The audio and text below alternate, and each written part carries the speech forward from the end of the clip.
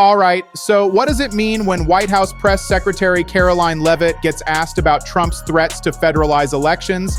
And instead of providing clear answer, she pivots to the SAVE Act and non-citizen voting that might not even be real problem?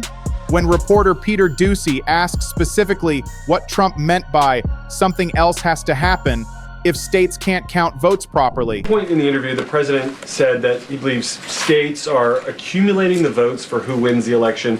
He says if they, meaning the states, can't do it honestly and can't be done properly and timely, then something else has to happen. What did he mean by that? Is he suggesting that the federal government count votes in elections? What the president is suggesting, and I just spoke to him about this, is that Republicans and Democrats in Congress should pass the Save America Act.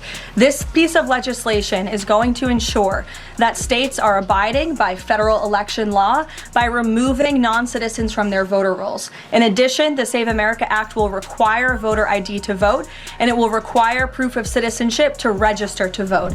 And Leavitt completely dodges the direct question. When another reporter asks if Trump is considering Steve Bannon's threat to have ICE surrounding polling locations in November, and Leavitt claims she's never heard Trump discuss it, calls the question disingenuous, then just days later, Trump posts calling Bannon one of two very good guys who are bigger than ever. When that same Steve Bannon who Trump is praising appears throughout Epstein files discussing Trump with Jeffrey Epstein himself, yeah, that means we're watching Trump's press secretary potentially collapsing under basic scrutiny about election threats and Epstein connections, unable to spin away Trump's increasingly authoritarian language about taking over election counting, unable to distance Trump from Bannon, whose ICE at polls threat could be voter intimidation scheme that Trump might actually be considering. And here's why this matters so much. Because Leavitt's job is essentially professional lying and deflection. That's what White House press secretary does in Trump administration, takes indefensible positions and policies and tries making them sound reasonable, or at minimum confuses the issue enough that clear answers never emerge. But when she can't even manage basic deflection, when she's reduced to attacking reporters for asking legitimate questions, when she calls questions disingenuous, right before Trump validates the exact premise of those questions by praising the person who made the threatening statements that suggests the lies are becoming impossible to maintain.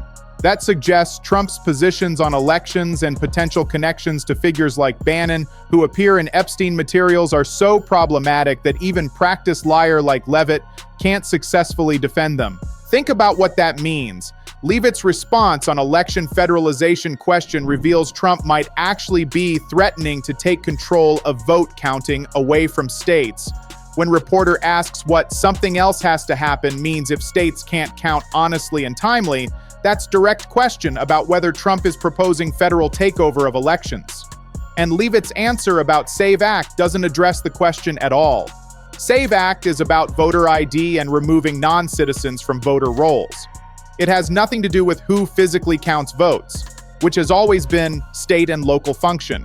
So when pressed again about why Trump keeps talking about somebody else, presumably federal government counting votes, Leavitt just repeats SAVE Act talking points without ever explaining Trump's actual threat. But before we go any further, real quick, let's be honest. You can't really trust mainstream media anymore. That's why we built John Brown Show to bring you real stories, real context, and no corporate spin. If you appreciate what we're doing here, hit that subscribe button and turn on notifications so you never miss an update. All right, let's get back to the video. Now let's break down what Trump's election threats actually might mean, because the vagueness could be deliberate strategy to normalize idea of federal intervention in vote counting. When Trump says states are accumulating votes, and if they can't do it honestly and properly and timely, then something else has to happen. That's threatening alternative to state-controlled elections. And the something else being implied seems to be federal takeover of vote counting process, or at minimum, federal oversight that could allow Trump to challenge or invalidate results he doesn't like by claiming states didn't count honestly enough. And this fits pattern Trump established in 2020 when he claimed widespread fraud despite no evidence, pressured state officials to find votes, encouraged supporters to believe election was stolen. Now he might be laying groundwork for 2026 midterms by suggesting federal government should take control if states don't produce results he approves of. That's authoritarian playbook. Undermine confidence in existing election systems. Claim only leader can ensure honest counting. Position yourself as necessary intervention to prevent fraud that probably doesn't exist. And the non-citizen voting issue Leavitt keeps raising might not even be a significant problem. Yes, some localities allow non-citizens to vote in certain local elections like school boards, but that's not federal elections, not congressional races, not presidential contests, and actual documented cases of non-citizens voting illegally in federal elections are extremely rare, but Trump and Leavitt treating it as massive crisis that requires federal intervention, possibly requires something else to happen if states don't address it to Trump's satisfaction. That's manufacturing crisis to justify authoritarian power grab. Share this video with everyone you know, because now let's talk about the Steve Bannon question. Because Leavitt's response reveals potential coordination between Trump and Bannon on election intimidation tactics. When asked if Trump is considering Bannon's threat to have ICE surround polling locations in November, Leavitt's immediate response is, "That's not something I've ever heard the president consider." Then when pressed to guarantee ICE won't be around polling locations, she says, "I can't guarantee that an ICE agent won't be around a polling location," and calls it silly hypothetical question. But here's the problem. It's not hypothetical when Steve Bannon explicitly said, "We're going to have ICE surround the polls come November."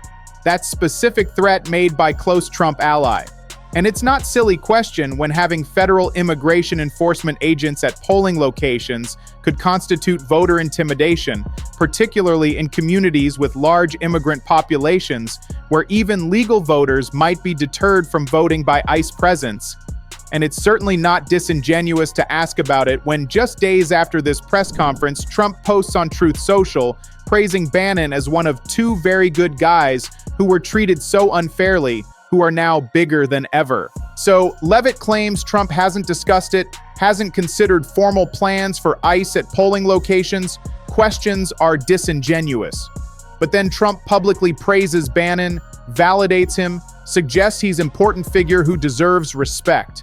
That pattern suggests either Leavitt doesn't know what Trump is actually planning with Bannon, which would indicate she's not informed enough to do her job, or she's deliberately lying about Trump-Bannon coordination because admitting it would reveal voter intimidation scheme. And here's where the Epstein connection becomes relevant. Steve Bannon isn't just Trump ally making election threats. According to Epstein files, Bannon appears in communications with Jeffrey Epstein, discussing Trump among other topics. So when Trump praises Bannon now, when he validates Bannon's threats about ICE at polling locations, he's elevating someone who's connected to Epstein network, whose name appears in materials documenting Epstein's activities and associations. And that raises questions about why Trump maintains such close relationship with figure who appears in these files, whether there might be shared interests or knowledge that binds them together beyond just political alignment. Make sure you're subscribed to John Brown Show, because Leavitt's inability to handle these questions reveals broader problem for Trump administration.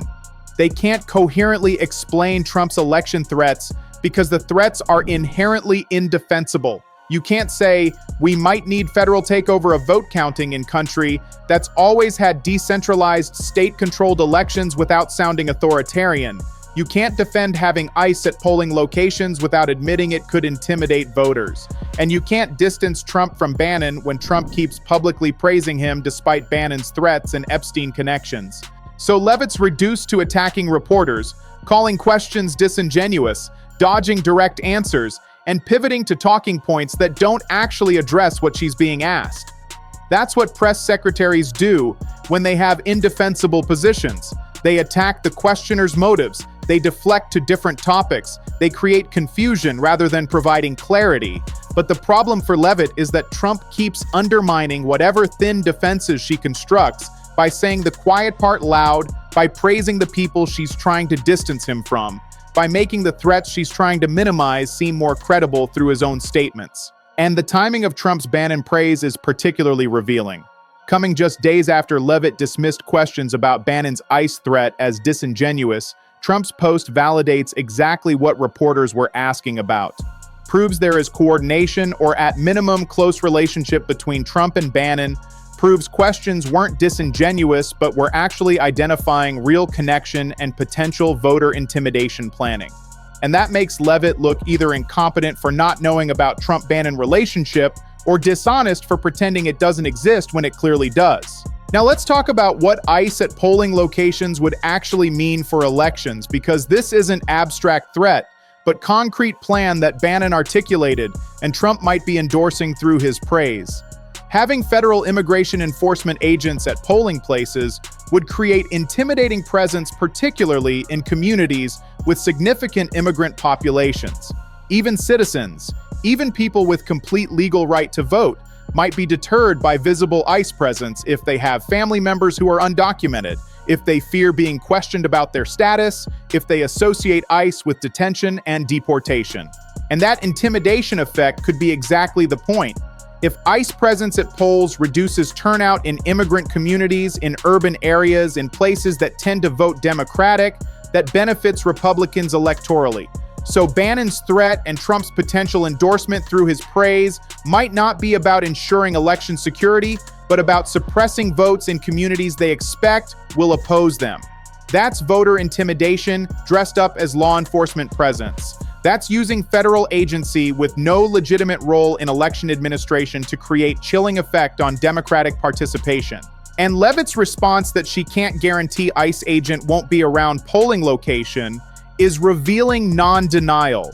She's not saying it won't happen. She's not promising Trump won't order it. She's just saying she hasn't heard formal discussion of plans while simultaneously claiming question is silly and hypothetical.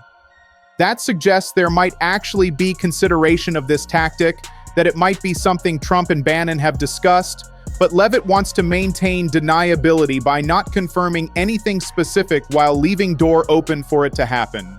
The pattern here is Trump systematically undermining election integrity and democratic norms, while his press secretary tries unsuccessfully to make it sound reasonable, threatening federal takeover of vote counting if states don't produce results he likes. Ali threatening ICE presence at polls to potentially intimidate voters, all while maintaining relationships with figures like Bannon, who appear in Epstein files, raising questions about what connections and shared interests might explain their continued close relationship, despite all the baggage Bannon brings. And Leavitt can't successfully defend any of this because it's fundamentally indefensible. Can't explain why Trump thinks federal government should count votes without admitting he wants control over results. Can't distance from Bannon without contradicting Trump's own praise. Can't guarantee ICE won't be at polls without revealing that might actually be under consideration. So she's left attacking reporters, dodging questions, looking increasingly rattled as the lies become impossible to maintain. So here's where this leaves us. Leavitt snapping at reporters, calling legitimate questions disingenuous, unable to explain Trump's election threats, or distance him from Bannon, whose ICE at polls scheme could constitute voter intimidation. Trump undermining whatever defenses she constructs by praising Bannon just days after she dismissed questions about their coordination. And all of this happening against backdrop of Epstein revelations that show Bannon's name in files discussing Trump, raising questions about why these relationships persist, despite all the concerning associations they bring. Leavitt's job might be professional lying, but when the lies become this transparent, when even practiced deceiver can't maintain the spin, that reveals just how indefensible Trump's positions have become. If you want to stay on top of stories like this, hit that subscribe button and let me know in the comments. Do you think Trump is actually planning to use ICE at polling locations, and should Leavitt face consequences for potentially misleading press corps? Because honestly, this press conference revealed that Trump's election threats are real, that Bannon coordination might be happening despite Leavitt's denials, and that the lies are becoming impossible to maintain even for a professional liar whose job is making indefensible positions sound reasonable. Share this with everyone because this story continues, and we'll be watching what Trump actually does come November midterms. Stay tuned.